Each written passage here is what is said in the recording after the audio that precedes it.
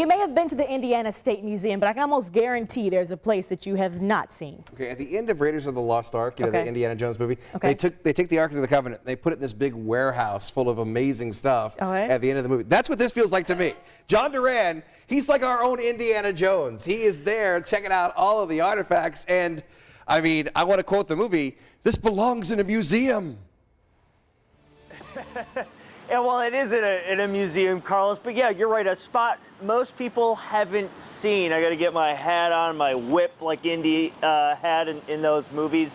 But most of this stuff never actually makes it to the museum floor, so guests aren't able to see it. We, however, got to check it out, some of the fossils and specimens that they're still using for research today.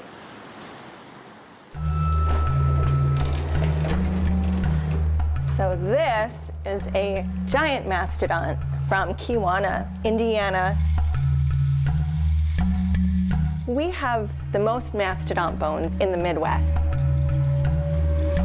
How old is this mastodon, these fossils? Yeah, so this mastodon is about 12,000 years old. It's really exciting, and it's even better when you're excavating or pulling something from the ground and you're the first person to touch it. You're the first thing to touch it in 12,000 years, or in some cases, hundreds of millions of years. This is a single mastodon tooth. It's very big, it's very heavy.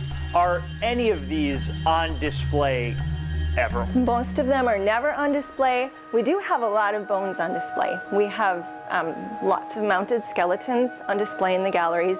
So everyone's excited about the big bones, but the tiny bones can really tell us what was going on 20,000 years ago, 40,000 years ago. We are in the biology storage room. How old is this collection? Our oldest specimen is from 1869. So, and then our newest one we brought in just a couple months ago. This is a jar full of northern copperheads, which would normally be pretty scary. I'd say 2 to 5% is on display at any one time, and then the rest of it rotates in and out. We want people to obviously learn about Indiana, both in the galleries, but also we want people to learn about Indiana through the research that we do here.